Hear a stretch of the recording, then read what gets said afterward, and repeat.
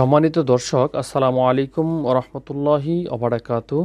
নতুন একটি ভিডিওতে সবাইকে স্বাগত জানাচ্ছি। আশা করছি সকলেই ভালো এবং সুস্থ আছেন। তো বন্ধুরা, থাম্বনেইল এবং টাইটেল দেখে আপনারা বুঝতে পেরেছেন আজকে কোন বিষয়টি নিয়ে আলোচনা করব।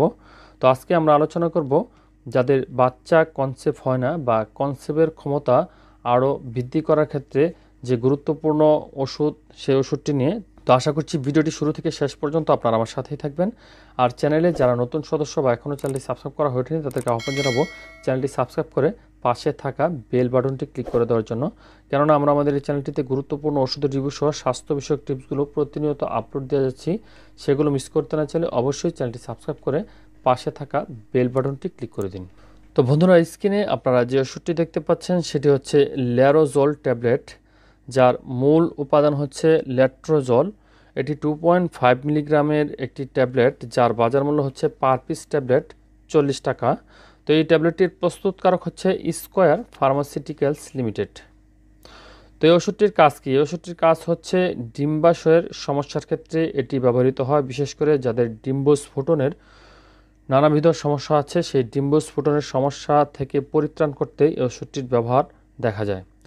যাদের কনসেপ্ট হওয়ার ক্ষমতা কম তাদের ক্ষেত্রে এই ওষুধটি ব্যবহৃত হয় এবং স্তন ক্যান্সারের ক্ষেত্রে এই ওষুধটির ব্যবহার দেখা যায়। যে সমস্ত মহিলাদের দুর্বল ডিম্বাণু বা কম ডিম্বাণু বাহির হয়, সেই সমস্ত মহিলাদের ডিম্বাণুকে আঁকড়ে ধরতে সহায়তা করে এবং পুরুষের শুক্রাণুকে ডিম্বাণুর সাথে মিলন ঘটাতে সহায়তা করে।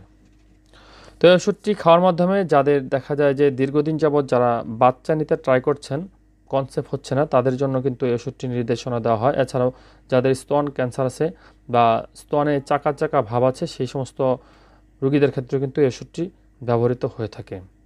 তো স্তন ক্যান্সারের ক্ষেত্রে এটি একটি করে ট্যাবলেট দৈনিক 2 বার খাওয়ার জন্য পরামর্শ দেওয়া হয়ে থাকে। সেক্ষেত্রে অবশ্যই 5 থেকে 7 দিন খাওয়ার জন্য পরামর্শ দেওয়া হয়ে থাকে।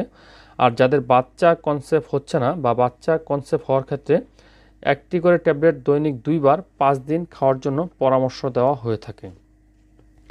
তো বন্ধুরা, এই ওষুধটি খাওয়ার ক্ষেত্রে কিছু বিষয় আপনার দেখা দিতে পারে বা কিছু পার্শ্ব প্রতিক্রিয়া দেখা দিতে পারে, যেমন পেটে ব্যথা, বমি বা বমি ভাব, মাথা ব্যথা, ক্লান্তি বা অবসাদ, বদহজম, এই ধরনের সমস্যাগুলো দেখা দিতে পারে। তো এই ওষুধটি শুধুমাত্র মহিলাদের জন্য এটি নির্দেশিত, এটি পুরুষরা কিছুতেই খেতে পারবেন না।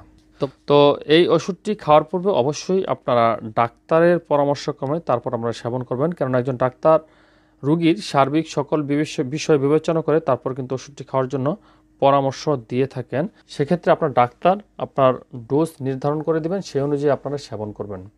তো আশা করছি ভিডিওটি দেখে উপকৃত হয়েছেন। যদি সামান্যতম ভালো লেগে থাকে তাহলে অবশ্যই একটি লাইক করে দিবেন।